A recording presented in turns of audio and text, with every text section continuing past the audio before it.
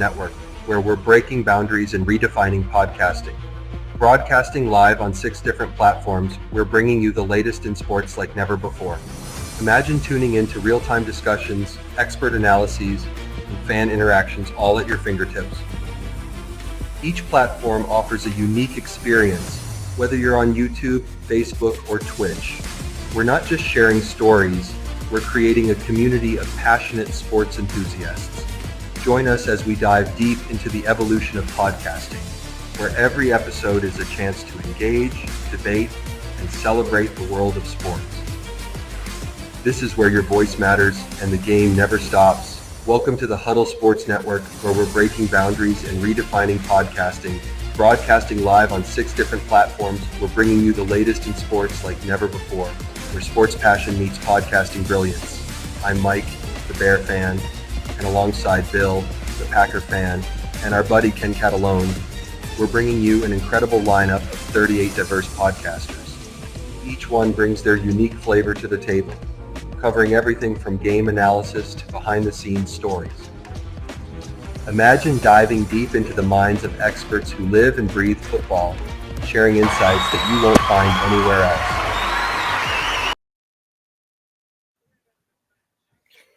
What's going on, ladies and gentlemen? Welcome to another edition of Skol Gang 365. I'm your host, Darren Ryan.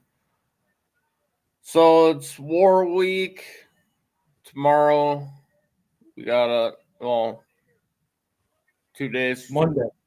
Monday, we got division rivalry. Bears come to the Vikings house for a crucial matchup. Vikings, they need to win to get into the playoffs. Bears are playing spoiler right now, trying to knock the Vikings off, so they really have to fight for to get in the playoffs. So this is a win and clinch then for you guys on Monday. Yeah. Okay. Which the Rams would have won. Oh no. If the Niners would have won and the Rams would have lost, we would have clinched. But that first scenario went out the window as soon as the Rams won. Yeah, a lot of people going to sleep on them Rams. Well, the Rams are winning games than they need to. See, I'd rather Geno and the Hawks go than the Rams. Well, yeah, because the Rams get hot and they've got Stafford versus Geno. I'd rather face Geno than Stafford too. But I do like JSN on Seattle. Nice young receiver. Finally getting the ball. That dude's good. Yeah, both those teams have. I mean, every team has a couple good players, I should say, in the NFL right now. But the thing with the playoffs, you don't want to play the team that gets hot at the right time when you get in. And Rams are starting to warm up again, like last year at this time. They did the exact same thing, got hot. The North is pretty hot. I mean, we got 3 teams going to the playoffs. Of course, we got to beat each other up some starting this week, starting Monday when we get you. Then you go to Green Bay in week 17? Green Bay comes here. Yeah, and then you still have the Lions yet too? I think you do, don't you? Lions week 18 at Detroit. So three of your last four. After we host you guys, we gotta go out to Seattle. So we gotta take the old Green Bay journey and go out to Seattle, which I hope Seattle beats Green Bay because it's in Seattle. I mean, obviously we got the North 3 times the last 4. I'm trying to remember who the fourth team is. But I will talk about two games that could possibly be We got Seattle as well. Man, be Seattle's getting the spoiled. whole NFC North this month, right? They get Green Bay this week. Next week they get you. Then they get us. They get the Packers this week, right? Yep. Next week they have you or the Lions. Us. Yeah, and then they get us. They get 3 teams in the North in the next 3 weeks. Ooh. Back to back. Back to back to back. Yeah. Hey, real quick, if you're on X, feel free to comment. We got about 30 of you guys watching us on X right now. I know it's not the easiest thing to do from X, but trust me, the comments do work. I was just making comments on open mic night. So drop your comments. Let us know what you think about this game. Darren's Minnesota Vikings, or the Vikings, as he likes to call them, against the Chicago Bears, who have we lost our way? Will we rebound? Was it just a first-time head coaching slump in San Francisco? What's Monday going to look like? Is this a real big trash talk week, or I don't know? See, I think, obviously you guys are due for a win. Guys, you guys still, I think, need to find your identity, and more so it be like with the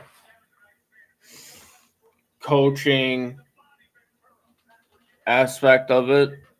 So I think you guys are coach away from doing something, because you guys got the talent. Got the talent. And I think last week for That's Brown, undeniable. You guys got the talent, both sides of the ball. blow, Don. Now Uh, now you just need a coach. The thing is like I agree with you. We got the talent, and I think with Brown, I mean, first off, I don't think he's gonna be the head coach next year. I think the Bears kind of blew it by promoting him from interim OC to interim head coach. Like they should have just taken our DC and made him the interim head coach, because now Brown has no future with the Bears. And I think he was doing a good job of calling the game as the OC. But you know how it is, Darren. Going from the booth to the sideline to call the game, it's a whole different feel, a whole different sight line. And I think it overwhelmed them in San Francisco. And for the DC, it was his first game he got to call, the play call, since the preseason. So I think both of them got overwhelmed. So I was happy it was against the Niners and not a division team. So this week, I don't know what to expect. Like, look at the defense is still a good defense, right? Still Eberflus's design. It's just a matter of the play calling. The offense is still the offense that took you to overtime a couple weeks ago. It's just a matter of them making the correct play calls from the sideline versus from the press box. Does that make sense? Right. So it could be a See, good game. and from what I've been hearing is Harbaugh wanted the job before Eberflus. Yeah, I mean Kevin Warren. There was something there with I've seen the reports too that he kind of wanted to come to Chicago. Kevin Warren's like, well, because stuff that went on when they were both in the Big Ten. Because remember, Harbaugh had more than a few scandals when he was in the Big Ten. And I think that soured it. I mean, now reports are coming out that someone in the organization wanted to fire Flus before the season, after last year, to reset the clock that way, head coach and quarterback. I get that. But I mean, Flus's defense was good enough, and they had made enough improvement that I think that's why it was a hard sell at that point last year. I think this year, really, the only reason he got fired and became the first head coach in the history of the Chicago Bears to be fired mid-season. So in 105 years, no one's ever done it. Been fired like that. I think it was the way he spoke to the media. Like after the Detroit game, like he was trying to take the bullet for Caleb, right? And because look, at Caleb could call a timeout, and Caleb, you had enough time to change a play, but if you knew it was going to be the last play, just take the time out, kid, right? But Eberflus kind of takes the blame for it all, but the way he said it was just really bad. And I think that got him fired more than anything. I think he should have just let Caleb take the bullet and not open his fucking mouth, and he'd probably still have a job. Well, because normally, yeah, the 2-minute drill is the quarterback's time, right? So, yep. But I guess at the end, though, after that game, he completely lost the locker room. So between what he was saying and the locker room kind of blowing up on him, they had to make the move. But the good thing is, there's the coaching hunt in Chicago is going to be interesting. There's some really nice names out there that I wouldn't mind. Sully, I'm sorry, you're waiting in the back. Let me bring you on. Sorry about that, Sully. I'm sorry, Sully. I didn't see you back there. That's all right. I mean, for the Bears, there's some interesting names. I hear they've been talking of Vrabel. I like Vrabel. He's a defensive-minded guy. He runs a 3-4, so there'll be no scheme change in Chicago. For me, that's key. He also has a good track record of hiring offensive-minded OCs, good OCs, i.e. Matt LaFleur, right, who's now doing really well as a head coach. And there might be some other coaches that get fired that will go back to being coordinators. So that bodes well for him, too. Like if Vrabel gets fired with the Giants, that could be the Bears OC next year is Mike Vrabel. Who would you like to see? Who would I like to see? Well, it's never going to happen. Well, Sully, it's never going to happen. It's never going to happen who I want to see. Never say never. Never say never, man. I want Gruden, and that's not going to happen because of the lawsuit. If I could have any coach available right now, Gruden. In fact, any coach available or from any other team, I would still take Gruden, hands down. Best football mind in football. I mean, the guy is a friggin' genius. I would take Gruden. I've loved Gruden as a head coach since he was in Oakland. Okay. Interesting. So for me, I'd want Gruden. If Gruden's not available, now you got Vrabel. You've got there we go. Now there's look at the end of the day, it's the guy we're not even talking about. And that's usually how it ends up. But my tooth money. Okay, yeah. And my dentist. But yeah, I mean the game this week will be because the players want to play for Brown.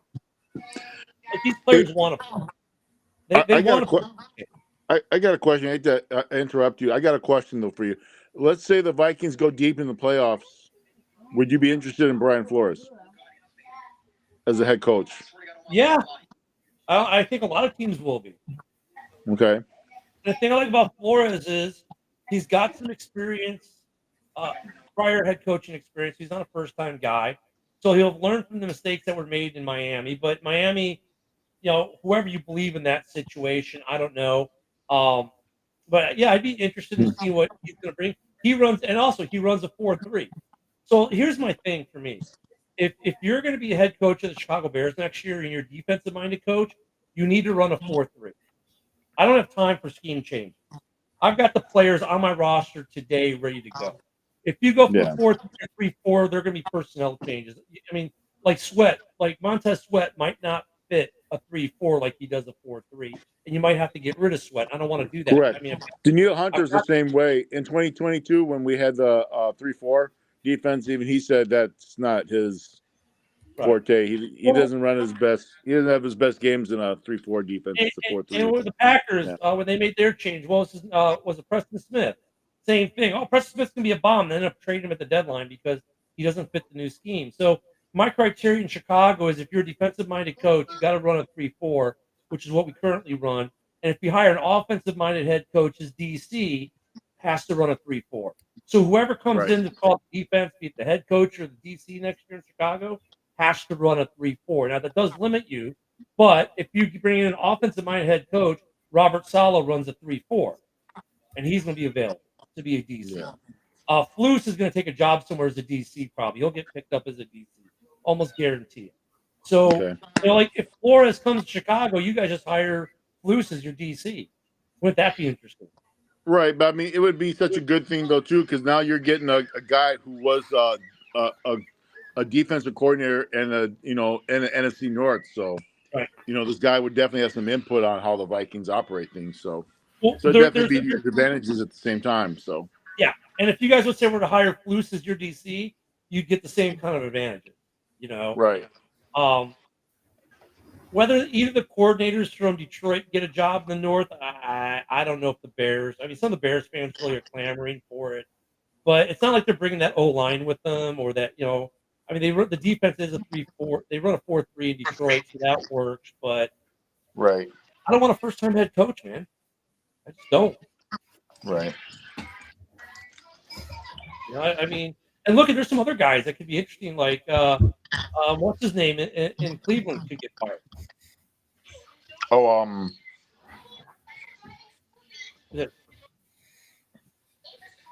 Stefanski. I'm having Stefanski. Yeah. Yes, Stefanski. Yeah, you're talking about our former offensive coordinator. Yeah, so Stefanski gets fired. He could be look, you could get Stefanski as the head coach, and maybe get Saleh as your. I don't see Stefanski getting moved. I don't think he's gonna get fired either. I think the quarterback Deshaun Watson gets the fucking boot. Dude, well, I agree with you, Darren. It's more about them with that Watson. I think Jameis Winston finally gets a chance, like Geno got a chance. Yeah. What about So here's who I think are going to be the top two candidates for the Bears head coach, and these are offensive guys.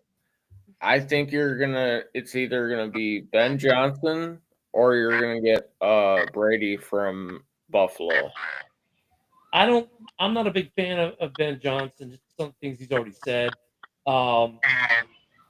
Buffalo, yeah, I think Buffalo possibly. Yeah, Philip, you're right. Gruden's just another John Madden. I don't know if it's going to be offensive minded, to be honest. It doesn't have to. Like, honestly, it's like here's what people get. Like I argue with the guys on the morning show, especially Rob about this. You just need the right offensive coach, Rob. But Rob's like, oh, you have to have an offensive minded coach because of Caleb. No, I don't. Why do I have to have an offensive minded head coach because of Caleb? Well, I mean, you had a defensive coach with fucking Fields. No, but that's not the point. Like, here's the point. If I have a defensive-minded head coach, that's fine as long as he has a good OC, because that's what's going to make the impact, right? I mean, so if I have a good offensive-minded coach, I'm not against that either. But they better bring get a good DC. Right, you need an offensive coordinator and a good quarterback coach too. Yeah. I mean, yeah. So it doesn't matter if the guy's offensive-minded or defensive-minded as much as can he hire well on the other side of the ball. I mean, I got the best offensive-minded coach in NFL history, but if he can't hire a DC to save his ass, then it doesn't matter. Every game's have to be 48-45, right? We saw that with Lovie Smith. He was great, and then your last offensive coach, Nagy. You know how that turned out. That's what I'm saying. Like, so because he didn't hire a good defense coordinator. Well, okay. What about your GM? He's fine. You think GM's fine? Dude, don't listen to the Packer fans. They just want to stir shit up. I mean, that Rob every morning. This is Rob every morning. Poles isn't going to be the GM for the Bears next year. Poles is going. Poles is quitting. Poles is getting fired. Poles isn't going anywhere, dude. Like, well, I mean, he did make a bold statement saying that you guys are going to claim the division. I've never give it up. And dude, yeah. Well, that's backfiring in his face right there. But John, everyone since Lovie Smith has said that in Chicago. Yeah. I mean, that's what you say, but I mean, like Kevin Warren last week said that Ryan Poles will be the GM in 2025, and Ryan Poles will be picking the head coach. Okay. There's your president of football operations telling you exactly what's happening. And here's Rob.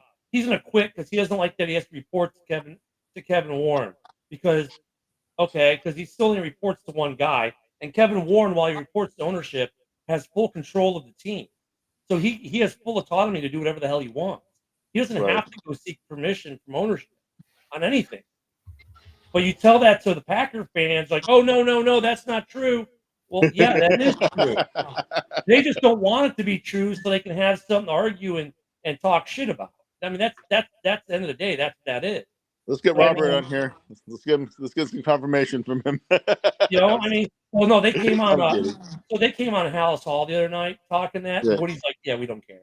I mean, so look, I mean, the Bears are a team that really this year did a lot of things for the year. There was a lot of excitement, rightfully so. There should have been, and they didn't get to start the offensive line they wanted to start from Jump Street because of injury. Then they kind of realized, well, Shane Waldron can design a great offense. He can call it for shit. So they get rid of him, and Brown's done really well. He did really well as interim OC in the 3 division games. I mean, we lost by a grand total of 7 points between all 3 games. Yeah. But the defense, my complaint about the defense with Eberflus this year was he wasn't being aggressive enough. Now, there have been some injuries there, too, and that might prohibit some of it. But this team could easily right now be in a 10 or 11 game winner just as much as they are a 4-game winner. I mean, I was at the game in Washington. I was in the end zone where the Hail Mary was caught. Mm-hmm. No one in the stands could believe what they just saw, Bear or Commander fan alike. I mean, who would have guessed that, a field goal that Santos is going to hit 99% of the time gets tipped by Green Bay and we lose that game by a point, right? Yeah.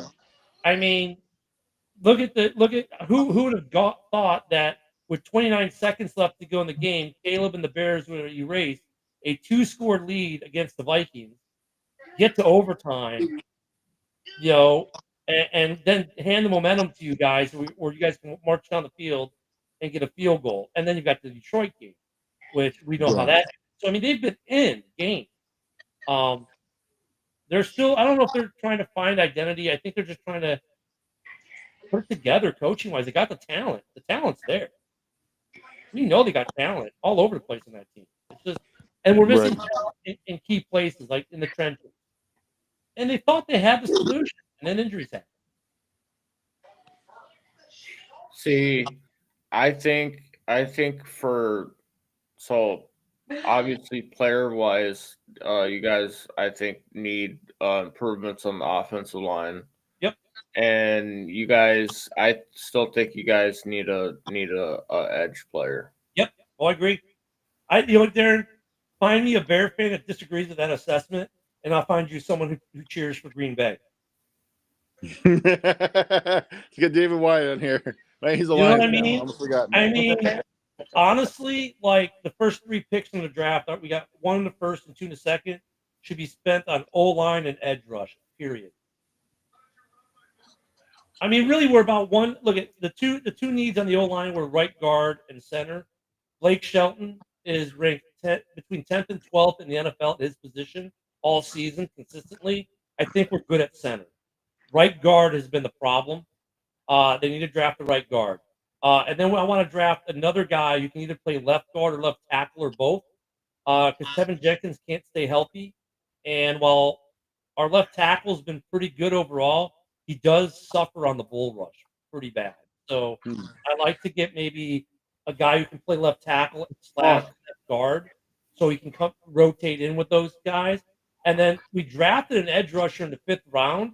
And if you guys remember at the beginning of the season, I said, I don't think this guy is going to be the answer this year, but he could be the answer next year when, for this look at the Bears took him in the 5th round and all the commentators were like, this guy should have waited a year because he would have been a 1st or 2nd rounder next year.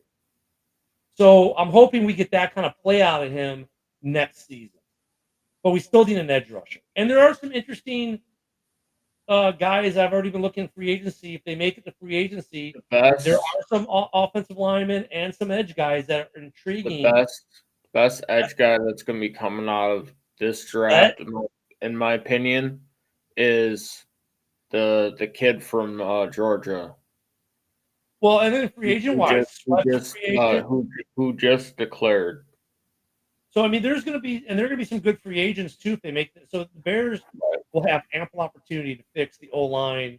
And the bigger news about Foles isn't that there might be discombobulation, let's say, between him and Warren. This is a contract year. This is a contract draft for Ryan Poles. His contract ends after next season. So he's playing, so to speak, for an extension. So if he doesn't fix the old line, he's not getting his extension next year. You know what I'm Right. saying? So he's got to fix the trenches. And then Keenan Allen might come back, and I hope he does. I think he's a value add. There are some offensive linemen and some other like Jack Sanborn, who's only making ready for this one. How much money do you think Jack Sanborn is making as a starting linebacker right now? He's been starting under 800K. Yeah, because remember he took the place of Roquan. Yeah. We traded Roquan Smith. He's making $859,000 or something like that. Dude, he's his contract's up. He's gonna pay raise, right? How much do you think Ivan Pace is making? Probably about the same, right? Rookie Because minimum. he came on as undrafted free agent. He was practice squad. Just like Sanborn. Worked his way up fucking last year all the way to the starter role. So Sanborn will go from the sub $1 million a year contract to probably what, 4 or 5 minimum. So I mean we got 82 million plus whatever the cap was up. Let's just say 20. It went up 30 last year. Let's say it goes up 20. So about 102 million and about 22 slots to fill, and you figure we got what, 7 or 8 draft picks. So you've got roughly 15, 16 slots to fill via re-signing and free agencies. Yeah. So I mean, the Bears have Poles. Look at the other thing. This is another mark of a good GM. Every year he has the flexibility to go get what he needs. He set the Bears up for success long term in terms of contracts. So this year he's got the money. He can resign the people he needs to resign or bring in the free agents he needs to bring in, and he can draft what he needs to draft, and we're going to be competitive. And really, if you think about it, if they can fix the trenches next year, are you going to tell me if the Bears fix the trenches, you're going to tell me this isn't a contending team next year? With all this functionality they've had, I'm not ruling that out. I'm going to say all 4 teams in the division are just going to be ridiculously stupid, clashing heads every season until that point where somebody finally falls off. The only thing for you guys, and they were talking about this on we have to fix our trenches, sadly. Well, you got a quarterback dilemma now, and it's like you guys were smart. Mm-hmm. Well, you were like here's how play. And look at you guys were smart, but it's going to hurt you. You were smart to get Darnold for $10 million this year, just in case JJ wasn't ready. But then JJ gets the injury. Word is JJ had to have a second procedure because the tendon didn't attach or didn't fully attach or whatever. So the word is right now JJ is not going to be ready for the regular season. With the season you've had, what do you do with the Ghost Hunter? Do you re-sign him, or do you say no? We're just going to give Danny Dimes $10 million to be the backup next year, and if JJ's not ready, roll with Danny Dimes for the first 4, 5, 6 games of the season. So this is what I do, right? Because right now, fucking Danny Dimes is not on my 53. That man's on the practice squad. Okay. Right. Next year, Nick Mullins, since your contract is up, walks into the sunset. Sam Darnold, I extend Sam Darnold for 2 to 3 years. Minimal 35 per. You're not going to give him for 35. If you franchise tag him, it's 42 or 42 now. See, I like Quezzy because he's a numbers guy. He's able to quench in numbers and make it right for not only the player standpoint but also the team standpoint. So it's team friendly. Let me see what Darnold's market is about. And plus, if we bring the Red Rifle Ginger Jesus back, okay, No. fucking Sam Darnold's gonna know what he needs to do in order for the Vikings to be successful. So All he right, so you takes guessed that. what Darnold's market. So he takes Well- that. So that the bag that he's gonna get, he's gonna take that team friendly deal. Go out So and you're gonna Darren, go I want out to give and you some get him props. some protection. You're gonna go out and you're gonna help fix his defense. So he ain't got to be on the fucking field all that much. And say something happens, and then once he's up for contract negotiations again, you can sit down with them and say, okay, so now we're at this point. How do you feel? You ready for this? That's the market value. So I'll give you some props. That's his current market value. So you were right about 35 mil. And when you look into it even further, Baker Mayfield, just that's what his contract was, about 33 mil was average salary. So he'd be making right around Baker Mayfield money. That might actually be right. Derek Carr money. But right, 36, well, just call it 36 mil for easier math. So you were in the ballpark for sure, man. So I'll give you some props, man. That's a good call. I don't know if you'll go, but now that's what it is today. If Darnold gets you to an NFC Championship game, that price tag went up. Oh, for sure. Yeah, and see that's where it But bit you in the ass. here's the thing. But here's the thing. We get to that point. You go into the next season looking like, okay, we can get further. What do we need to do to get further? And then that's where the team mentality comes in. So I think all four teams in the North next year are going to be competitive. Three of them are already competitive this year. One is competitive, but without proper coaching, that'd be the Bears. And we talk about Monday night's game. I just think it's something with O'Connell, dude. Like he's a quarterback guy. I think it's just Darnold. I think it is a little bit of both because Darnold in New York, the pressure wasn't right. Also, if you look at it, when O'Connell took the job in Minnesota after Zimmer got canned and thrown to the dumpster, to all obliteration because he's a one-eyed seeing bitch. So when O'Connell came here, notice how they had changed up the playbook to fit Kirk Cousins. He had to make this, make that for Kirk Cousins. Kirk Cousins leaves, says he's not coming back. Okay, goes to Atlanta. Now you got Sam Darnold comes in. Don't have to change a single thing from your straightforward KOC playbook. Don't have to make any exceptions for anybody or nothing. Sam Darnold came in here, studied the full playbook like a damn gangster, and now he's trotting around the NFC like he's Al Capone. Dylan was actually a Vikings fan on JB's roundtable, and he's usually right. He's got inside sources. He's usually right. He said that JJ had to have a second procedure for the tendon, that they're trying not to make it public, but it did happen. So take that for what you will, whether it's fake or not. Probably still hasn't changed the idea that they have to be ready for JJ to not be ready for the regular season, either because he's injured or the level of play.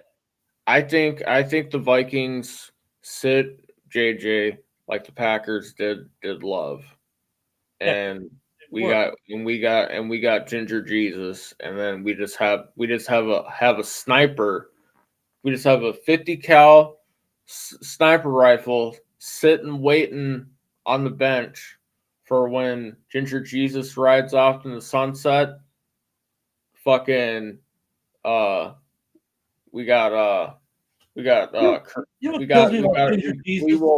will have our Chris Kyle.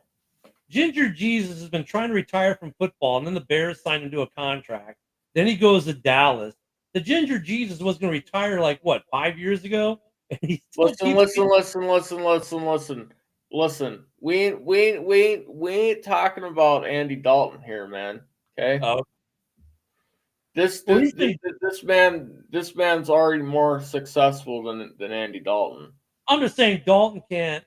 You know, he can't He's retire, man. Every time he hold tries to retire, hold on. He's the red the Rocket. Yeah. the red rifle, okay? He's a pump action BB gun. So what do you think about this game coming up on Monday Night Football? I hate this dual Monday Night Football thing. We've got the early game at 7, right? And then the Raiders game's at 7:30. I hate this dual Monday Night Football crap. But what do you think about Bears Vikings Monday Night Football? What are you expecting? I think Bears Vikings Monday Night Football is going to be really entertaining. All NFC North games are really entertaining. Who do the Raiders play?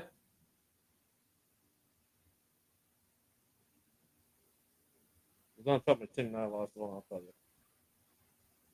I don't think their game is not going to be a good game though. All right, we got for the other Monday night, the Raiders game is they get the Falcons.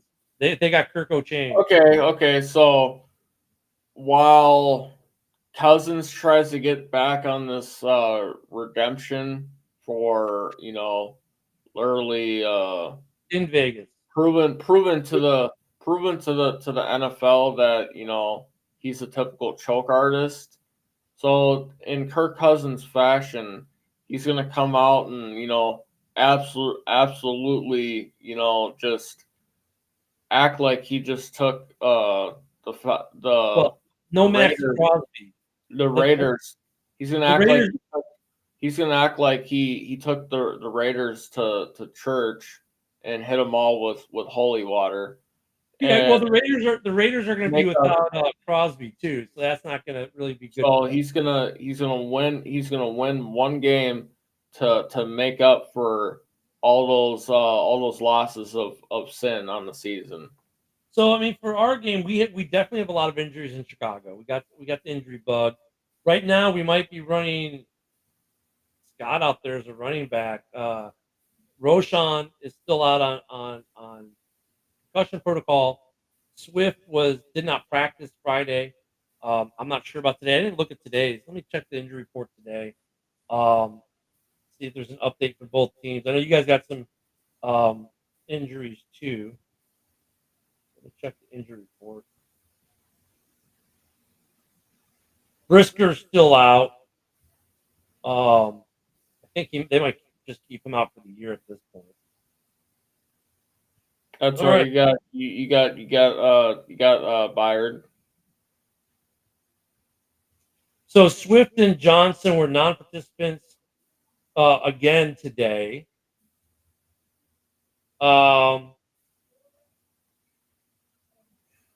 We'll know when we'll know come tomorrow or fucking Monday morning. Ryan Bates is in concussion protocol still, as is Roshan Johnson. Oof. Elijah Hicks practiced. That was good. Mercedes Lewis took his day off. That guy's got to retire, man. So, yeah, did not practice for the Bears. Come on, open up on me. There we go.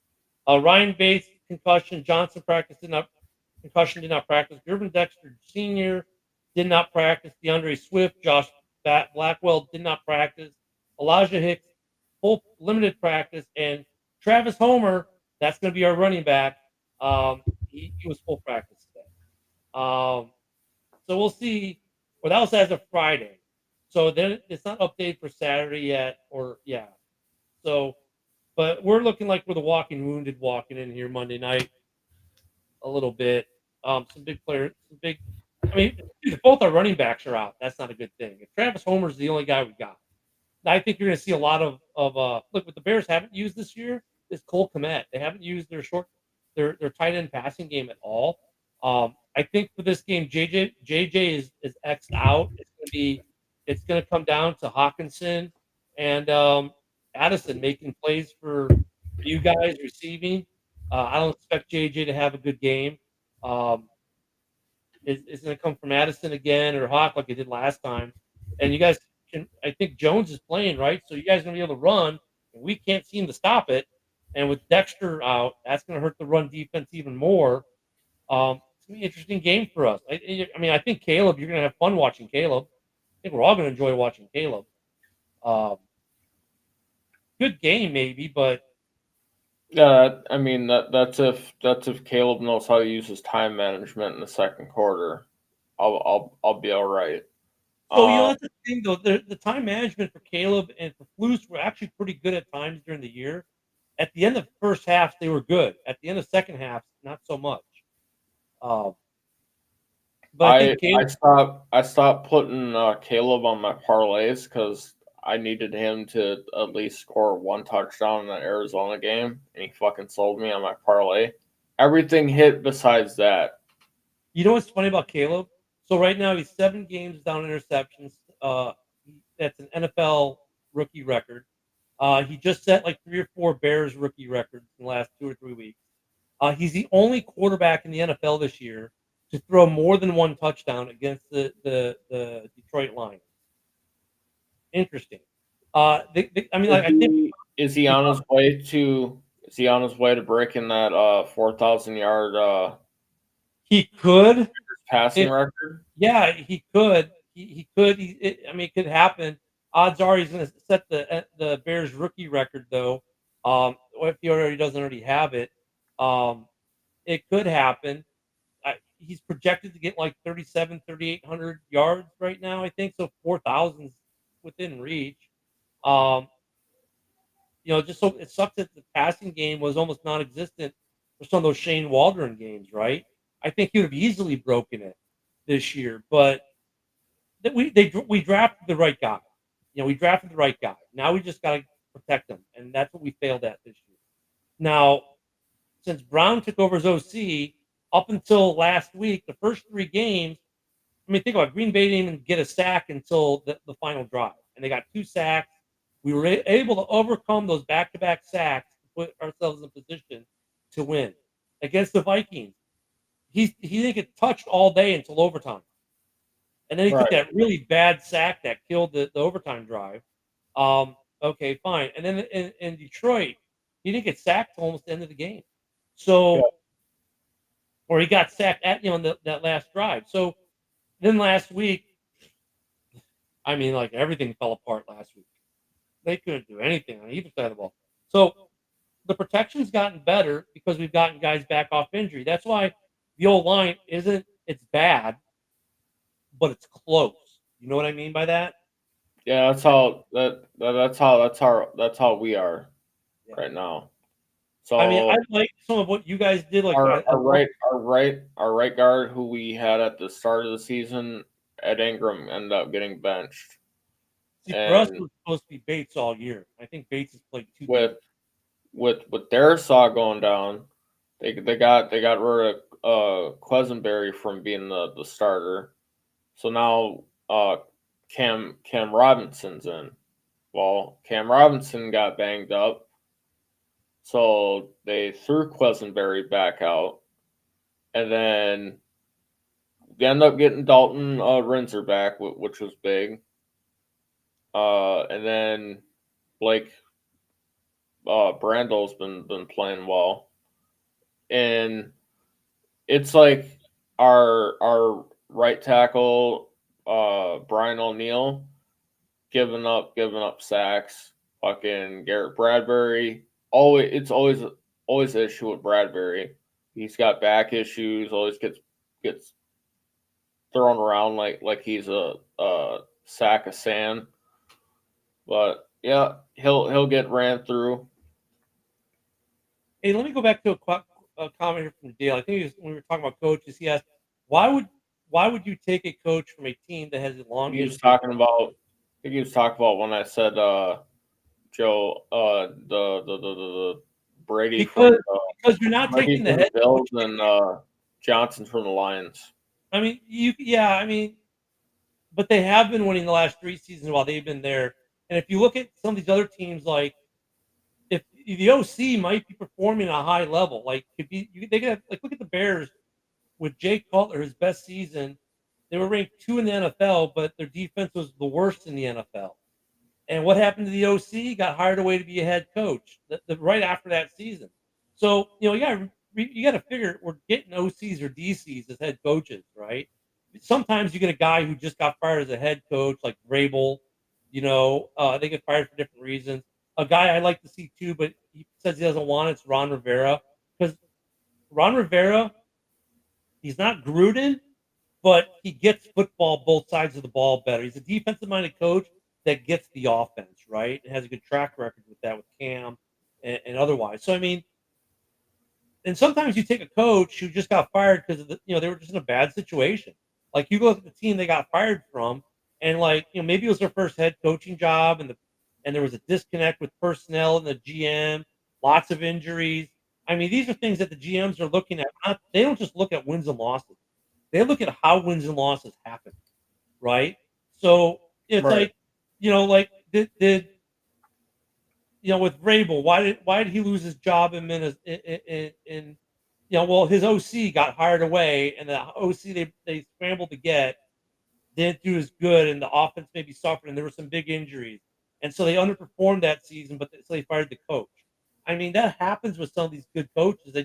They've been there for a while and they get fired. I mean, I think too the shelf life of these NFL coaches is way too short. Like 3 years is not enough time. Like these head coaches need 4 or 5 years with a team for you to really, I think, make an argument whether they're good or not. Because it's usually 2 or 3 years of building, right? How many times do we see a head coach gets fired, the new head coach comes in, and all of a sudden the team wins? Like that's probably what's going to happen in Chicago. Whoever they bring in, all of a sudden they're going to win, and they're going to get all the credit for it. But really, it's Bruce who did the heavy lifting to begin with and built the team. See it all the time. So that's why you would take a coach from a team with a long history of not winning or coming off a losing team. Like, why would you take Stefanski if he gets fired? Well, it wasn't necessarily his fault what happened in Cleveland. I mean, That's true. I mean, look at Andy Reid. He spent all them years in Philadelphia, went to KC. yeah. And look at Matt Nagy. Matt Nagy's the heir apparent in KC, right? So Right. it just And Andy Reid was with Philadelphia for a very long time. I think he came in and like a he coached them. decade. I think in '98. I think it was. He was there for like a decade plus. He took him to the Super Bowl. To Right. Made the NFC Championship games. Kept losing. Went to one Super Bowl. Lost to Tom Brady. Goes to KC. Gets Mahomes, and everything takes off from there. like McCarthy might get a contract extension in Dallas if you can believe it. That's what Jerry Jones has said. He has not ruled out giving him another contract. And everyone's like, their minds are blown. But look at McCarthy's won a Super Bowl. He knows what it takes to get there.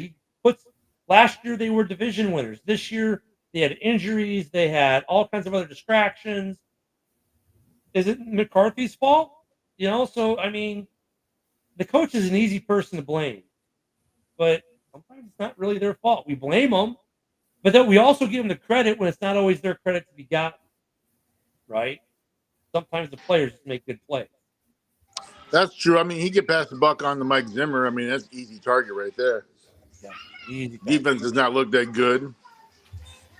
Even before the injuries, they weren't looking that great. So I'm looking forward. I mean, I'm interested to see what kind of game we get Monday night out of Chicago. If we get the way we played the division last time, or we get another San Francisco game. good question. Yeah. I think you're not going to get a San Fran. I think you're going to get it 2 weeks in a row. I'll be surprised if that happens. I don't think it will, though. Yeah, I don't think so either. I think they kind of learned. It was a learning process last week. I liked a lot of what you guys have done this year. I love that you guys got Van Ginkel. God, I hate that I watched Hard Knocks in the season because I really liked Van Ginkel because of it. But you see his story. How do you not like Van Ginkel? But he's played so well for you guys. Your defense has been pretty solid. Your offense has done what it had to do. I mean, you guys are a good football team right now. The Bears are a good football team that kind of doesn't know what to do with itself. I think sometimes that's where we're at this year. And Caleb though, like you know, I've noticed though, John. Caleb, if you notice the last couple weeks, Caleb's been a lot better. Rome is starting to find his feet, right? Rome is like a Dunze starting to figure out what it takes to be an NFL receiver. I'm happy about that. The first half of the year, it was just kind of like he was playing, but you know how with these rookies, man, it took him a minute, and now he's kind of figuring it out. They both are. So this could be a good game. I hate to say it, but I hope we play spoiler for your guys' clinching this weekend. I'm sure you would like that. We're playing spoiler against the Packers. Well, in Green Bay's probably. I think Green Bay's going to lose in Seattle. That's just their kryptonite. So, who do you guys got next week again? We got Chicago, and then we get Green Bay at home. We got so next week we go to Seattle. Yeah, we go to Seattle. Oh yeah, we go to Seattle. We go to Seattle, and then we host Green Bay at home. And then we go to Detroit to cap off the season. Oof. I mean, dude, wouldn't it be funny if Week 17 determined a playoff clinch for you guys and Green Bay? And then wouldn't it be even funnier if Green Bay has to beat the Bears in Week 18 to clinch the playoff spot? Wouldn't it be funny if we had to play Detroit for the division? I mean, look at the NFL wants that because cha-ching, right? There'll be great games. If it's not that, those games won't be as good, I don't think. Right, it'd be a prime time, probably Sunday night game. I mean, if the Packers have to beat the Bears to get in, I wouldn't be surprised if that game gets flexed. Funny they lose too. Yeah. Oh, dude. Come on, we've lost 11 straight to Green Bay. We need to beat them. You know, the Bears. I look at this as kind of like how the Cubs when they rebuilt, like when Theo Epstein got there. That's how they're kind of taking the approach with the Bears. It's a process, and I thought Flus would get at least one more year as the process, but then, you know, the talking to the media and stuff happened, and he lost the locker room. But I mean, look, the process is still in play. Now you just got to find the head coach that can. You've got the roster. You just need to find and look at whatever head coach comes in. They already know what they're drafting in the draft, right? Yeah, I mean, that's pretty obvious to everyone at this point. So you just need to find a head coach who's just a good coach and is going to get these guys to win games and is going to hire the right OC or DC, depending on if it's an offensive or defensive-minded coach. You've got the personnel. Your mission in year one is playoffs or bust. Mm-hmm. Playoffs or we'll find someone else. I mean, that's the mentality that the new head coach in Chicago will have to have. Jay Trollington. Gotta love the name. Longtime Vikings fan. I've been hurt before. This Bear game feels like a trap. It is a trap. Yeah. It's the perfect game for us Vikes to show who they truly are. I hope you're wrong. Look, someone said on one of our shows, there's no such thing as a trap game in the NFC North because it's a division game, but it is a trap because of how badly we played in San Francisco last week. I wouldn't really, people call it track games. I think it's more like your coach doesn't take the game that's as serious as he should type of game because the team you're playing against isn't that they're not playing that good. So, and that's always the worst mistake. They should be coaching every game like it's a Super Bowl game. Right. Every game like it's a Super Bowl game. Like Sarah, I love Sarah, and she's going to be on House Hall tomorrow morning. So she says. You know, she's like, oh, this is going to be a blowout. You know, all the Packer fans like, oh, this game's not even going to be close with you guys. You know, the Vikings-Bears game. It's not even going to be close. So there are some fans out there, be it Vikings fans and Packer fans and Lions fans. But you know what, though, John? For all those people who say it's going to be a blowout, then there's you, Darren, Rob, the more serious Vikings fans who are like, nah, man, this is going to be a one-score game. Yep. Well, it's a division game. And it would be a different story if you like if you're like to your second or third string quarterback was just like your third string quarterback was just starting. He's never took a really snap, maybe a few snaps, and that was it. And maybe like a banged up offensive line. Then I would say, yeah, we're going to blow you guys right out. Your quarterback's going to get smoked, something like that. But that's not the case. Not even close to the case. So I called it on another show. It was going to be a 1 point game. The Bears went on a Santos field goal at the last minute. That's how I'm a Bears fan. I got to take my Bears, right? right. But I said it'd be like the Bears would win on a last minute field goal to win by 1 because it's the North. I mean, come on, that's just the way games end in the North this year. You know, I wouldn't laugh at you if you made that prediction because if you got it right, then it's like who's laughing now? Yeah. I We'd mean, have to hear all fucking week how we lost to the Bears on prime time. mean, on a last minute field goal from Santos, like 45 yards or 48 yards out or something, I mean, Right. like this game could very easily go the other way where you guys are kicking a field goal with time running out to win it by 3. I don't think anyone's going to get to 7 points. No. Like this is a 1-score game, I think. Yep. So Darren's playing with the comments bar there. Yeah. Oh, now they all disappeared. We lost the comments. Oh, now they're back. Woo! But hey, before I forget, tomorrow morning, guys, 11 a.m. on all the platforms on X. It will be in Bears Twitter, and I'll throw it in Vikings Twitter as well. Thank you guys in both those Twitter spaces for watching us here tonight. We'll have Hal's report at 11 a.m. This isn't only one of the Vikings Twitters. I'm waiting to get approved from the other Vikings Twitter. But when they see the name of Ken the Bear fan wanting to be in Vikings Twitter, I might not get in. I don't know. But I started pushing the Viking shows, the Vikings, to one of the Vikings Twitters. So thank you guys for interacting and watching. Remember on X, Trollington, making the post from X. Thank you for commenting there. It can be done. And I'm gonna every week we'll be trying to post this show in Vikings Twitter and all the team shows we've got here for the Bears, Packers, and Lions and their corresponding Twitter accounts. I'm in all your Twitter spaces now, except for the one Vikings one. Don't worry, I'm not going to put a bunch of Bears crap in Vikings Twitter or Packers Twitter or Lions Twitter.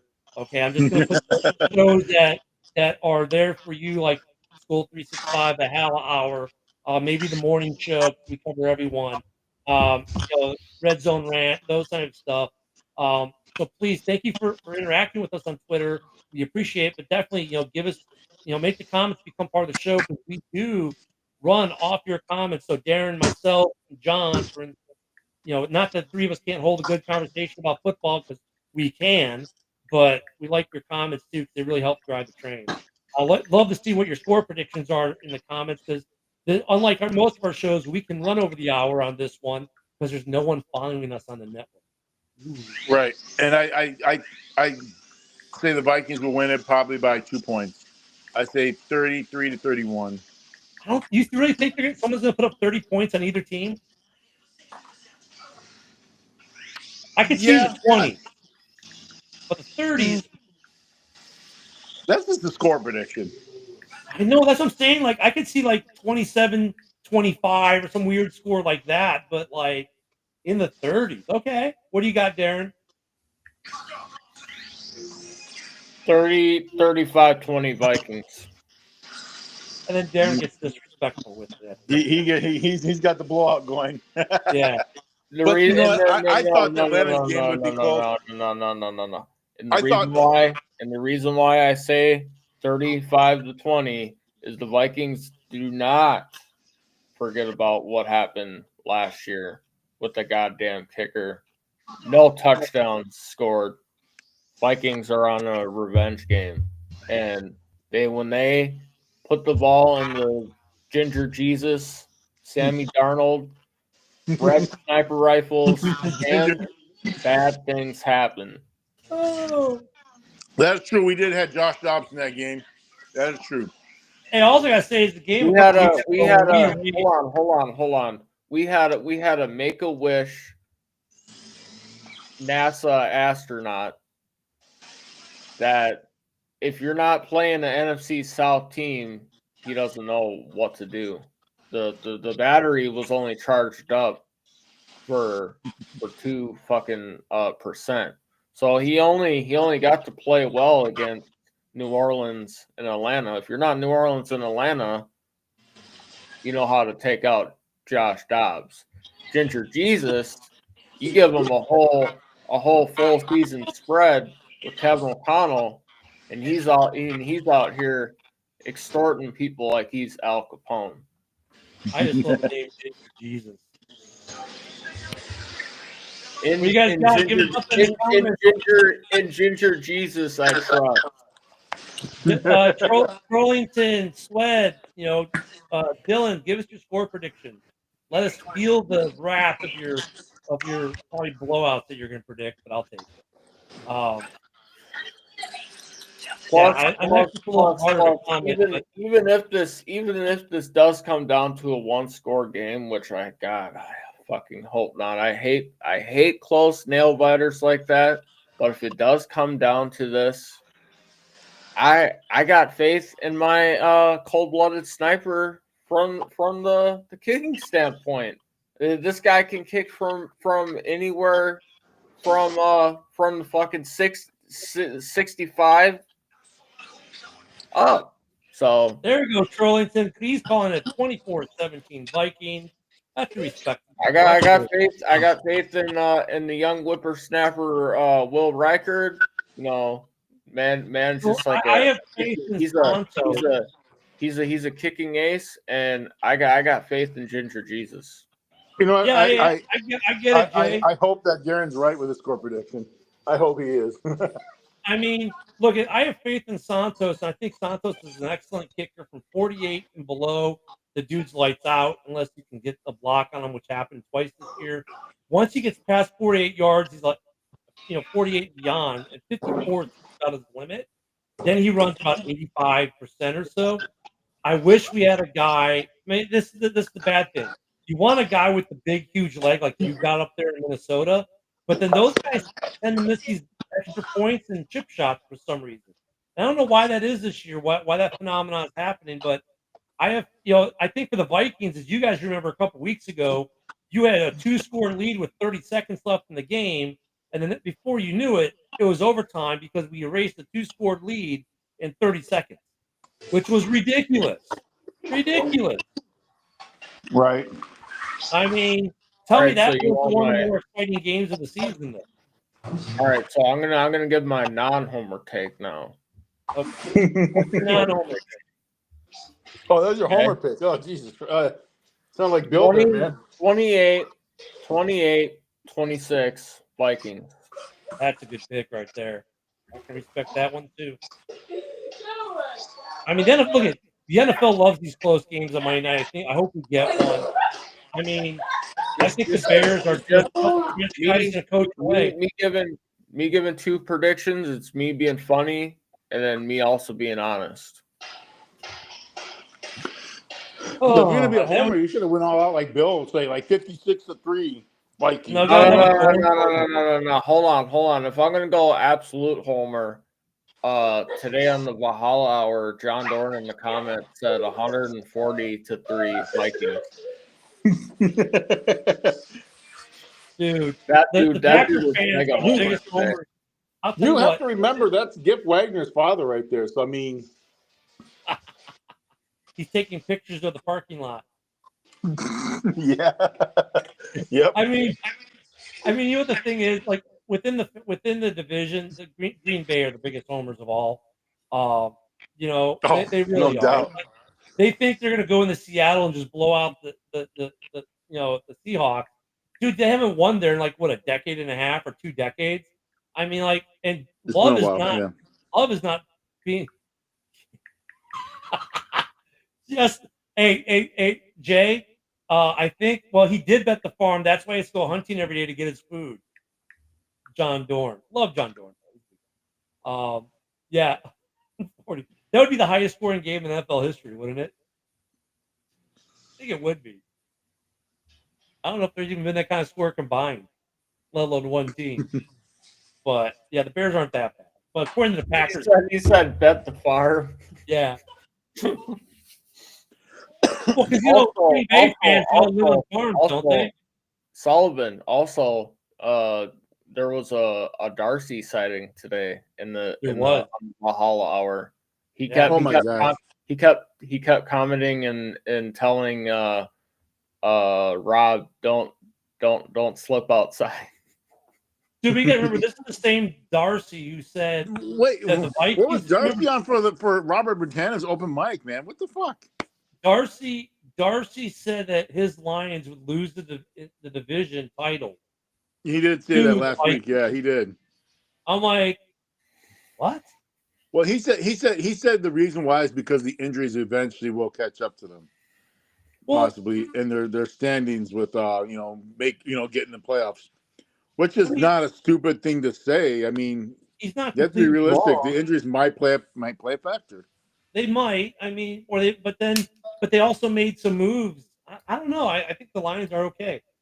I think the fans, if you're a Detroit Lions fan, it'd be Ben Esch. I don't know if you'd be happy to be part of it, Jay, but that's not the kind of history you usually want to be in on when you're the losing team.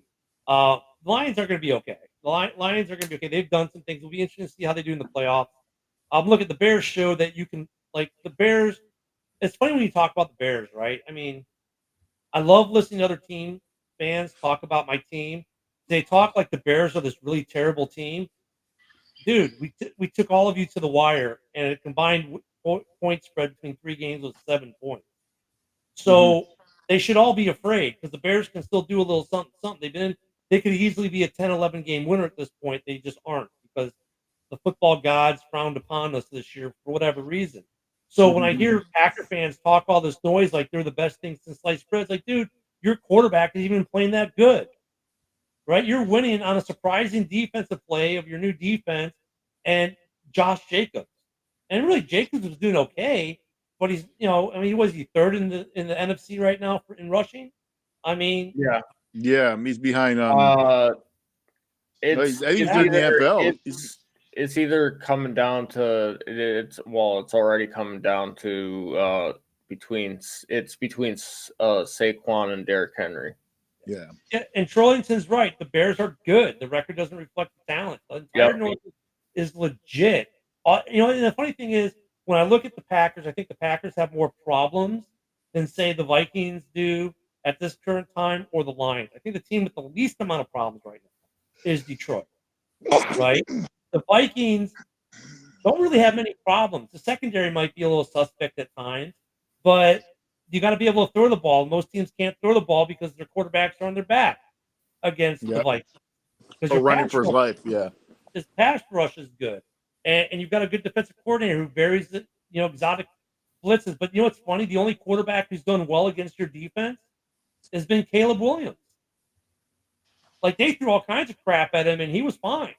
He's the only quarterback who's really kind of survived pretty much unscathed against Minnesota. I think Matthew Stafford did well, too. I think they had a really good scheme. It was basically, when they're throwing the ball, it was in shotgun. When they went under center, it was run. So, see, I think the Vikings have potential cap success next year.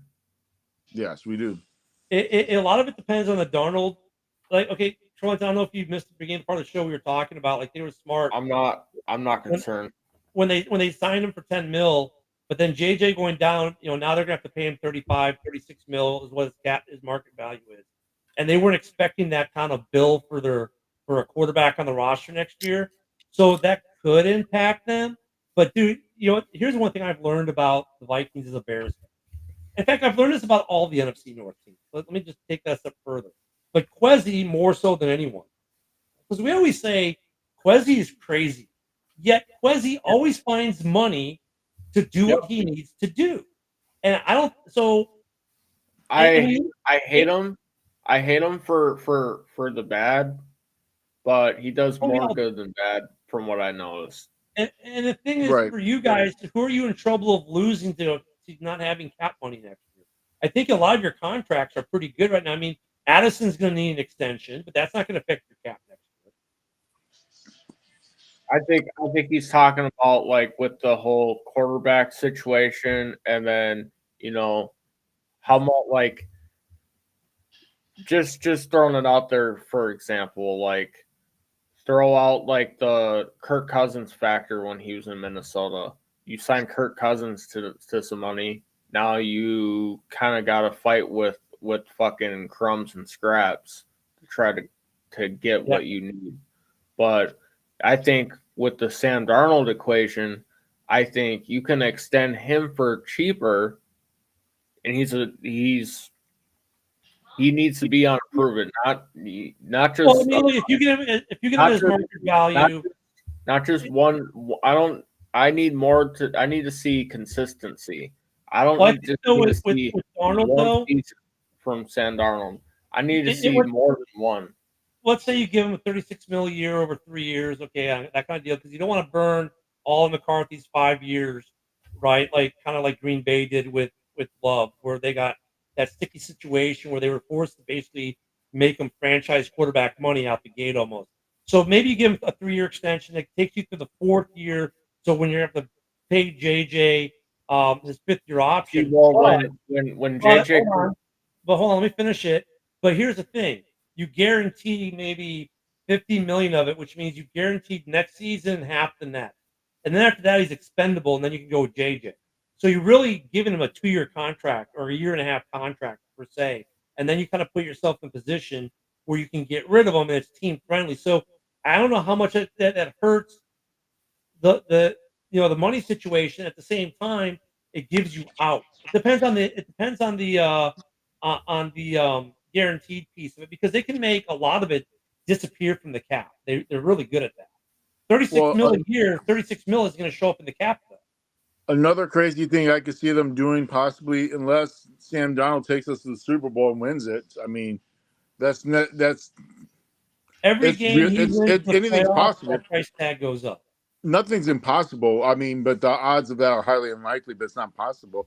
But other than them, if Donald takes us to the Super Bowl and wins it, they could bargain with him. If he asks for too much, they can let him go and bring in Daniel Jones as a starter next season.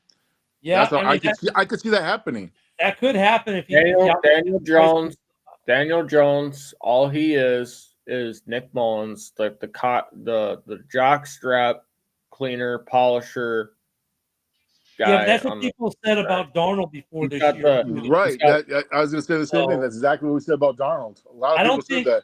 Yeah, Jay, I don't think Darnold's really a serious contender in the MVP talk. I haven't really heard his name outside of Minnesota. Whoa.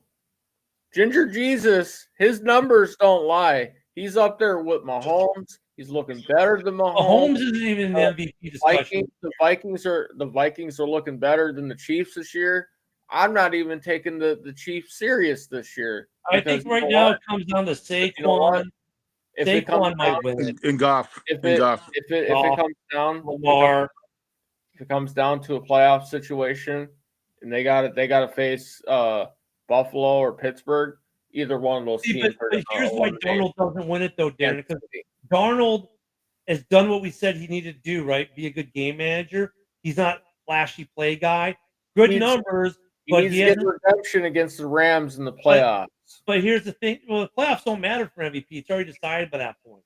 The MVP is decided. He's going to be playoffs MVP. It's going to be playoffs.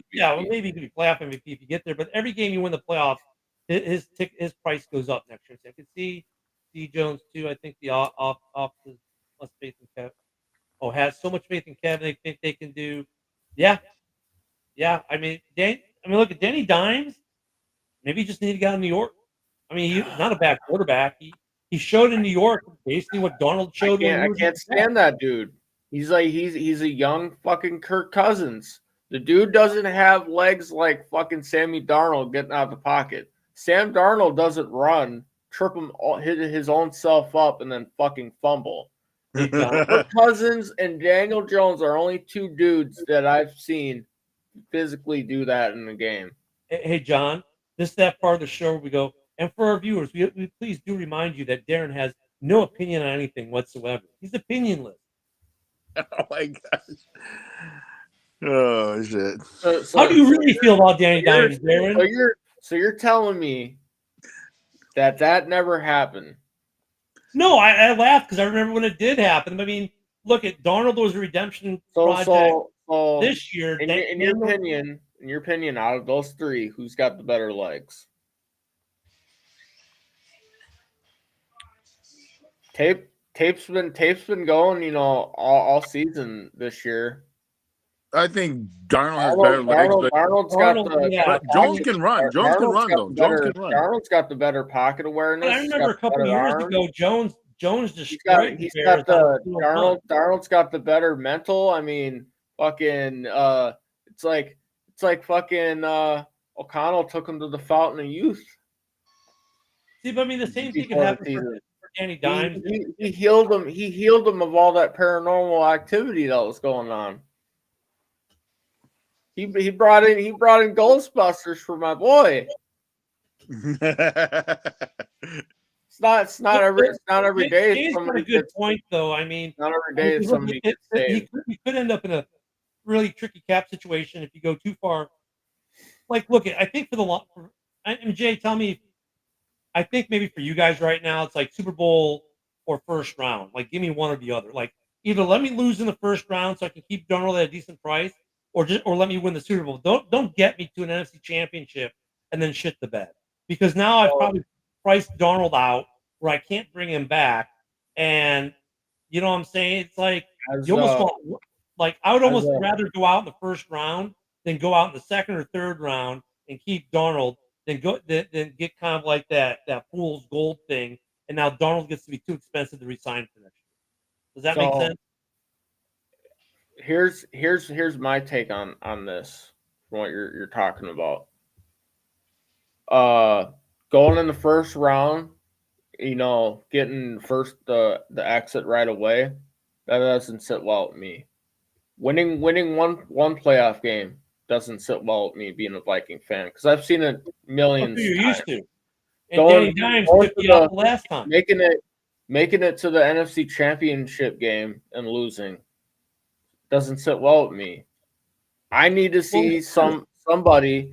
I need to see somebody take us past the NFC Championship game and hold up to the legacy that was put in place by Bud Grant and the Vikings before us.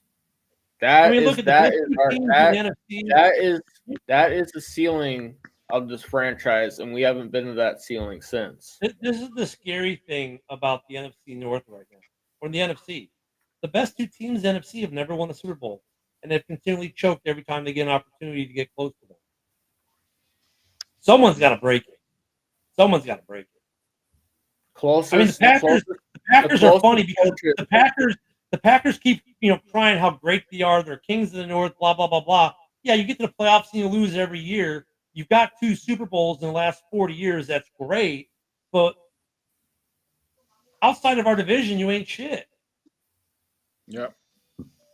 So, my thing is, the closest coaches that I've tried getting to Bud Grant status, right, is Denny Green, Brad Childress, Mike Zimmer, and now O'Connell's got a tough task on his plate.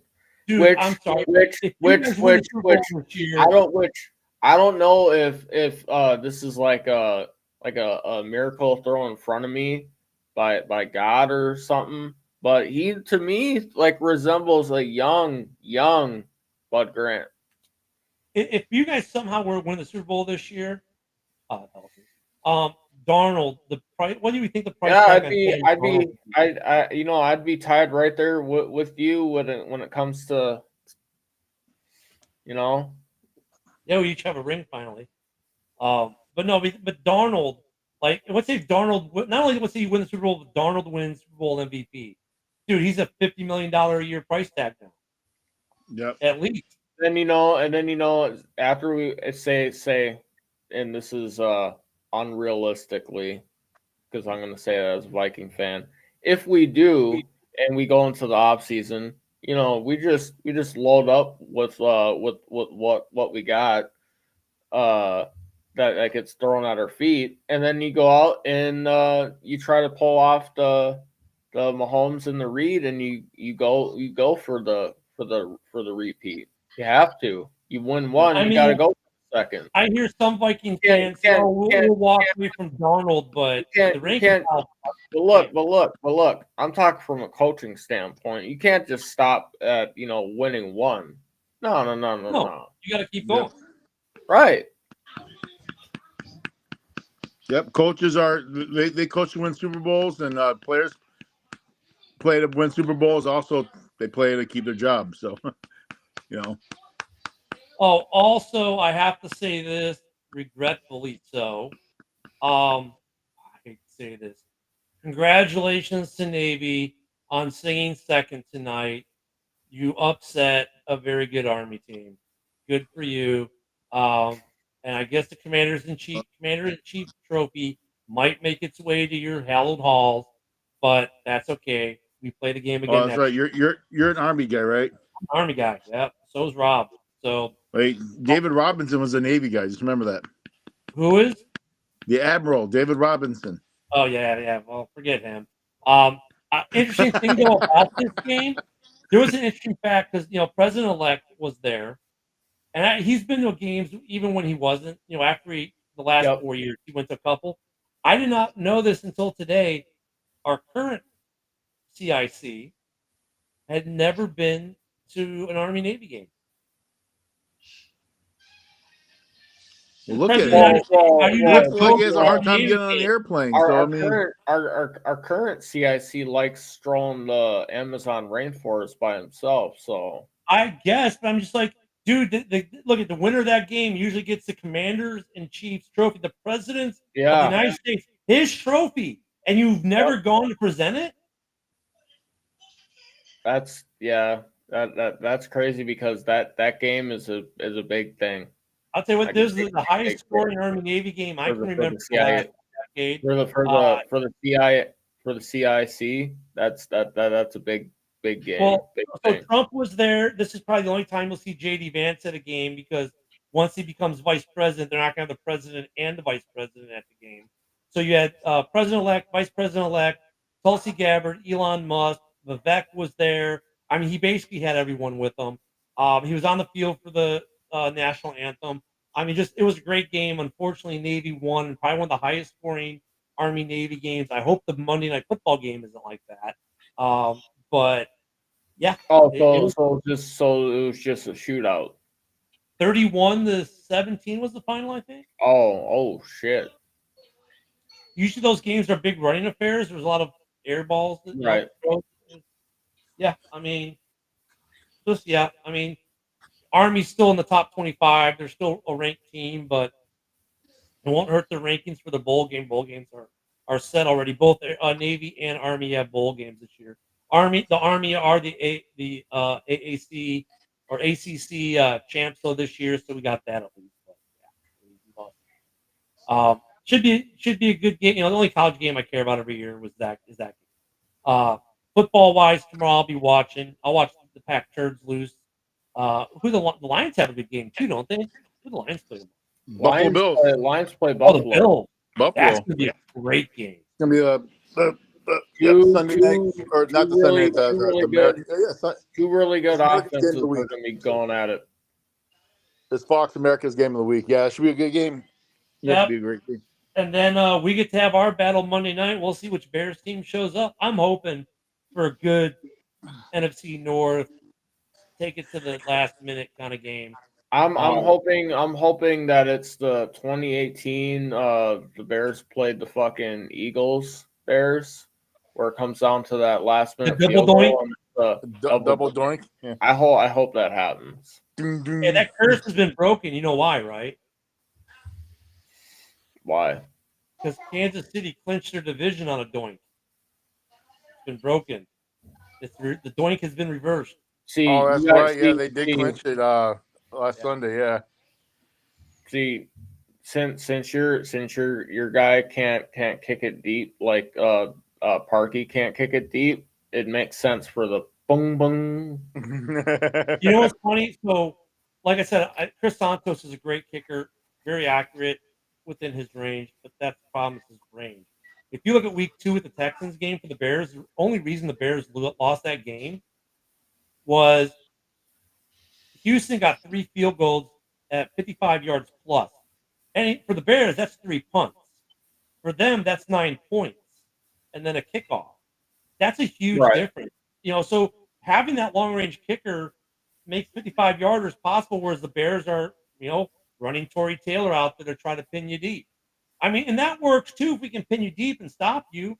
But I'd much rather come off with 3 on the board and then meet you at your 30-yard line after the touchback. You know what I mean? Yeah. But Santos, he's accurate from 48 and in. He's almost 100%. I think he is 100%. But after 48 yards, well, minus the block. So, take the 2 blocks out, he's 100%. Beyond 48, he's like 85 or so percent. And I don't think he has anything longer than a 54-yarder. He missed the 56-yarder where he just missed it. I'm just I wouldn't be surprised if the Bears bring a guy in camp with a big leg that can kick it from 60 yards out next year.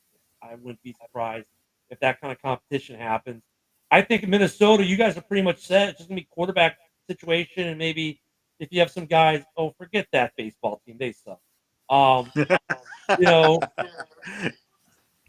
Yeah, the Cubs just made a big trade. I mean, come on.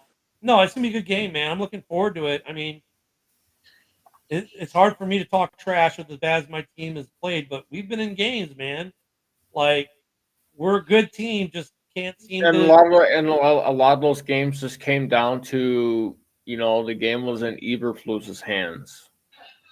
For the Some of majority it's of just those talk. games. I mean, look at the Green Bay game. Where he needed to make those crucial Well, like adjustments. Green Bay, they made a play. Their defense made a play on the field goal attempt. I mean, they made a good play. That's why we lose that game. I think Tom Brady said a couple weeks ago when we had our game, he's like, "Look at this Bears team could have easily won 4 or 5 other games. It didn't go their way. The Washington game just didn't go our way. We probably should have won week 2. We should have won week 3. Was that week 3 was the Colts. We should have beaten them. Yeah, I mean, Arizona, they fell apart. It was a complete game. And then I think what became evident we need to get rid of Shane Waldron was the New England game when, like, the guy was laughing and Caleb's looking like, dude, what the hell? And then they make the change and look at the 3 games in the North, like a grand total of 7 points, a 7-point difference in all 3 games. I mean, last week is probably an aberration because it's all new coaching staff. Basically, everyone's in a new role, so to speak. People are like, but your Right. DC, our DC hadn't called a play since preseason. So honestly, it's a good team that's in games. It's not like, we've had our blowout games, yes, but against good teams, we've played really good for overall. So I'm assuming, that this will be a good game, and that we're going to try to play spoiler. And I hope that we get. Look, we've shown that we can play with you. We've shown we can play with Detroit, and we can play with Green Bay. We're going to beat one of you guys in these next 4 games. And I'm hoping it's Green Bay you guys beat at the end of the season. I hope you beat Green Bay and not us. Green Bay fans like, the Bears have no chance of winning another game all year. That should tell you how delusional Green Bay fans are, or how It'd be funny if you guys beat Detroit too. That'd be funny. And I'd also like you to beat Darcy McVille. I mean, wouldn't it be funny though if like Green Bay and Minnesota is that going to be in? Is that Detroit game going to be in Chicago? In Chicago. Yeah. But they play Thanksgiving. Well, here's the funny thing about that game is the Lions only had 2 outdoor games all year. The one in Green Bay, which they already played, and now this one in Chicago, which the weather will be a lot worse. But I was going to say, wouldn't it be funny? Because for whatever reason, you guys have a little bit of a problem with the Seahawks. And in fact, most of the North has a problem with the Seahawks, except for the Bears for some reason.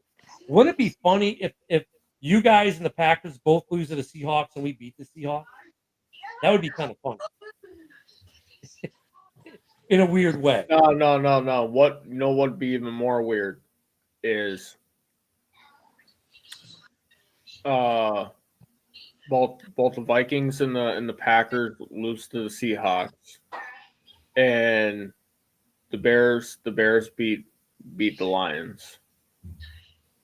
That'd be good. Yeah, That would be fucking weird. it'd be funny if the Bears win out. I don't think it's gonna happen, but that'd be hilarious. See, won- my whole thing is on it is why win out when you know The you're draft gonna pick. mess up your draft space. But you know what though? I mean, look it. What's your projected pick at right now? Let me look it up. But that it matters, but it doesn't. Does that make sense?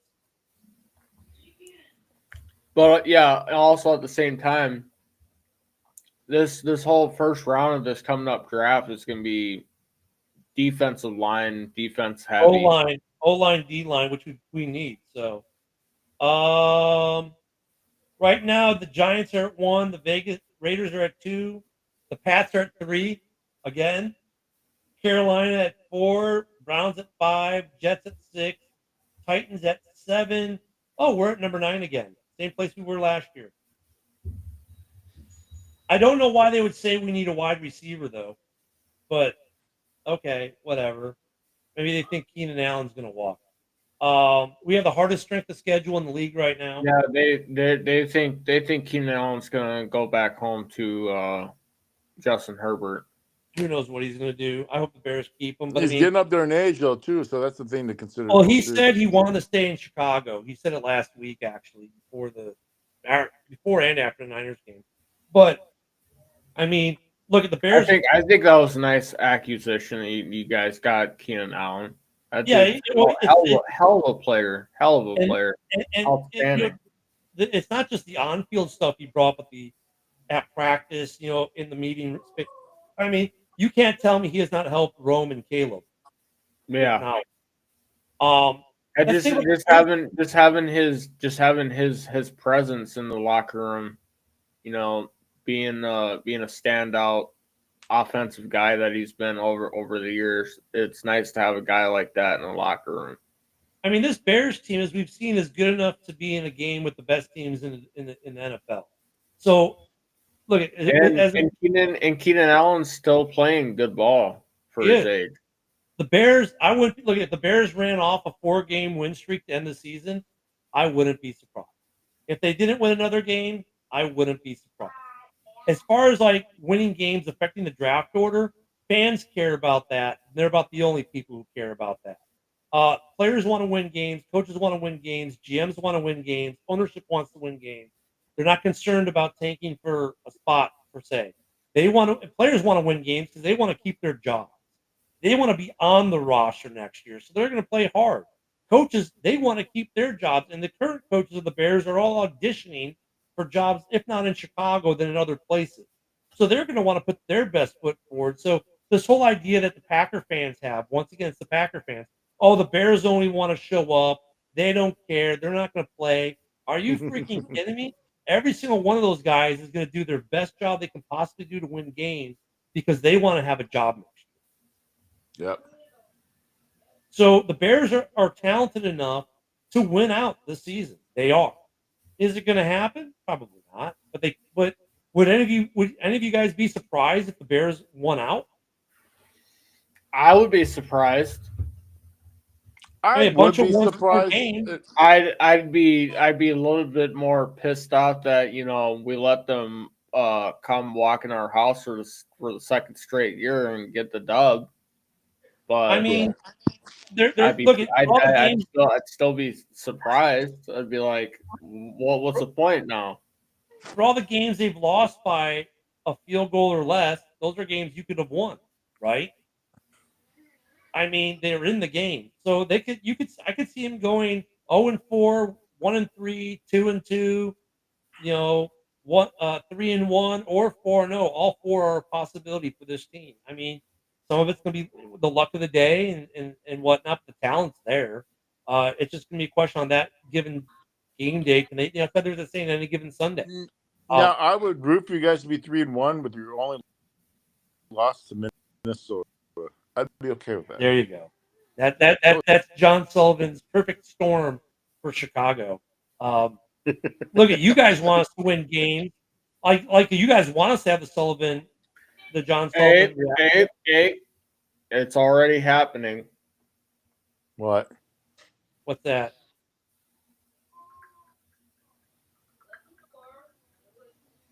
What does it say? Return. Oh, So Rogers is throwing these hints out there that he's not returning. So right now, Devontae Adams looks like a dumbass teenage girl that was chasing a boy. Okay. hey, but his Taco Bell commercials are cool.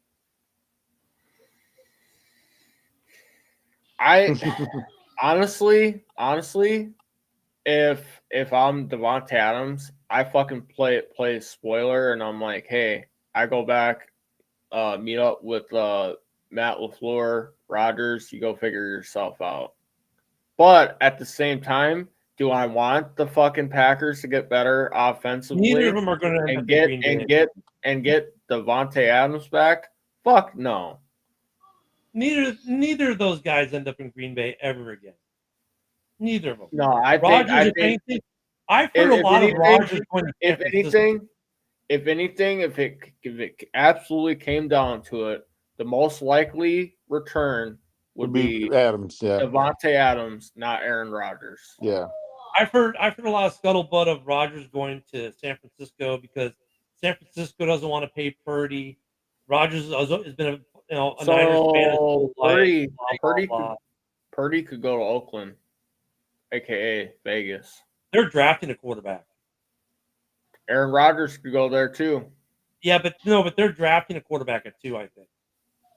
Or I see New Orleans.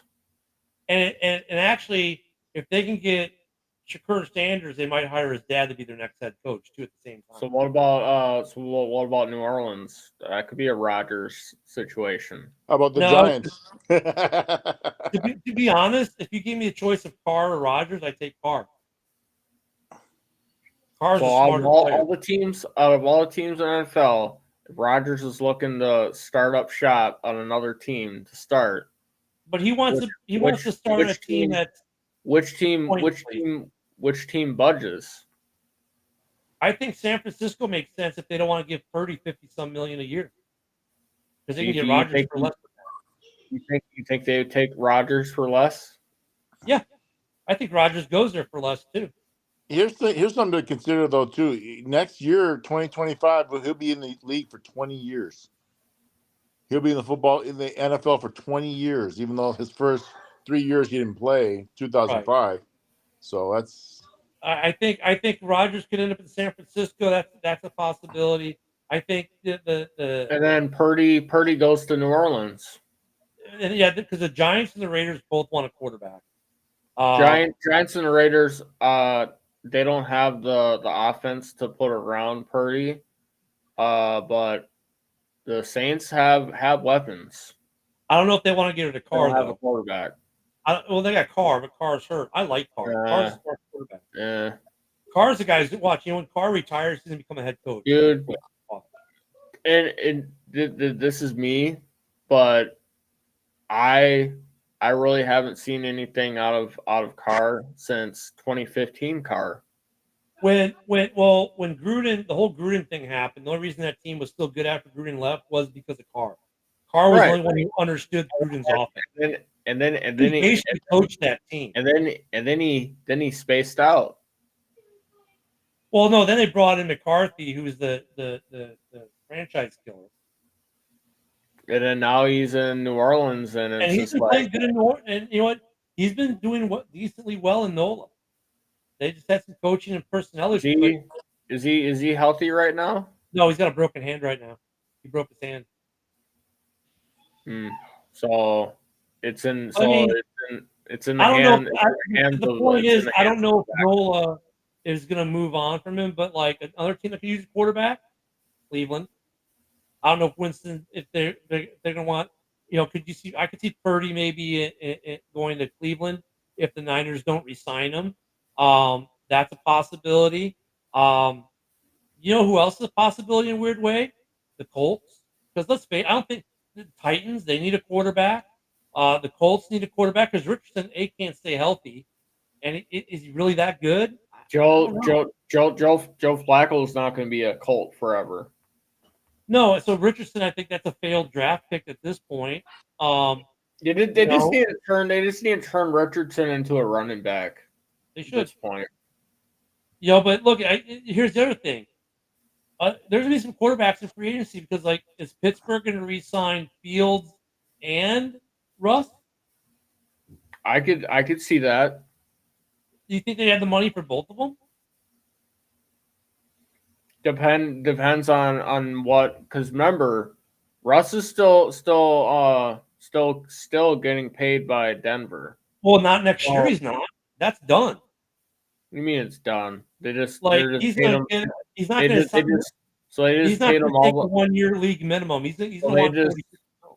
so they just Denver just paid him all the money they owed him up front already. Yeah, I don't think Russ's contract is get. I don't think he's getting. He might still be getting money, Remember, but even if he is, though, he's not going to give him they broke that contract after they paid him. Like after they signed him for can't remember how long they signed him for. But they signed him for a fuck ton of money and then just nope. Bye. Let me see. I'm looking it up right now. Hold on. I'm trying to bring it up. Hold on.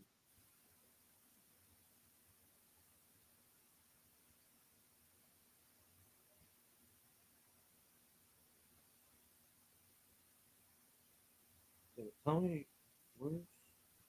So his base salary this year was 1.2 mil from Pittsburgh. Yeah. All right. He signed a 5-year, 242 million contract with the Broncos. Blah blah blah blah. What year was that? 161 million guaranteed. In 2024, Wilson won a base case.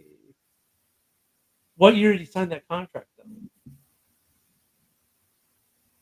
Wow. All right, so he's still going to get money for a couple years off that. Yeah. For like 2 or 3 more years. But I still, I mean, let's see what his market value is right now. His market value is only 40 million. His market value is 40 million. So yeah, they might get him for 2 years at 80, but then you got to sign Justin Fields too, and you figure he's at least 10 million a year. So they're going to spend 50 mil between. I think with the situation that Russ is in and where he's at in his career, I think he takes the team friendly deals. And plus he's already said it that he likes playing with Justin. And well, I think that they signed Russ. He's going to cost maybe 40 mil. Pittsburgh likes the Fields and Wilson show. Okay, so Fields market value is about 9 million. So yeah, you could get them both for about 50 million. Right. Let me see. And then you just go into the draft, and I'd say you bring in another receiver. They've got 56 million in cap space. Offensive line needs work. I would take. They're going to have 56 million. I would take another corner for sure, and another safety. And I'd say I'd throw in there, and I'd throw in the defense lineman because Cam Hayward's getting up there. So for next year, they've got right now they've got 56 million cap space, 40 players signed to the roster. That's where they're at right now. So they could sign both Russ and Fields. And you probably figure that 56 probably be 76 after the bump. So they could sign them both. I mean, I can see your argument there. They might be able to sign them both. And then you just go into the draft and receiver, offensive line, corner, safety, defensive line. I gotta get some stuff done before tomorrow's been. We did an hour, almost 2 hours a day. We're gonna have a good game Monday night, man. I appreciate you having me on your show tonight. Oh for everyone Absolutely. on X, and right now there are over 100 of you watching us on X. Thank you very much for supporting Rob and myself in the various areas of X. Please, JT, thank you for commenting from X tonight. Love to see you guys coming in from X. Remember, we are in the Twitter spaces of all 4 NFC North teams. Tomorrow morning we will have we've got the Red Zone rant at 10 a.m. Central, and then we've got House Hall Report at 11 a.m. Central. Where on the Bears show we'll be talking more Bears Vikings, of course, and then some Bears specific stuff. And then Monday through Friday morning at 10 a.m. Central, 11 on the East, every day on X, as well as the YouTube and Amazon Fire Stick and Roku and Facebook platforms. We have Ken and Ken in the morning and all the team shows throughout the week, of course. House Hall is also me on Wednesday night. And, of course, next week right back here for 365 Valhalla in the morning, Valhalla. And then Darren, the wrestling show, that's on That's Saturdays on as well? Saturdays at 11 a.m. before the hour before Valhalla hour. And that So is you also watch the wrestling show, and then you get your Valhalla hour right if after. you're watching on X, it's on. Whoops, wrong way. There you Shield go. That's TV. me on X. That's me Shield on X. TV. If you're on X, you can catch me on Ken the Bear Fan, and the show is there. If you know a Twitter space, I can send that to. Let me know, and I'll go join that community. Like I have for Bears Twitter, Packers Twitter, Lions Twitter, and now Vikings Twitter. I'll send it to that community as well. But if you want to watch the wrestling show on Saturdays in the morning, right? That's the morning, yeah. Yeah, 11 a.m. At 11 a.m. Central. You can catch it there, and then let me know, and I'll send it to whatever wrestling community you want as well.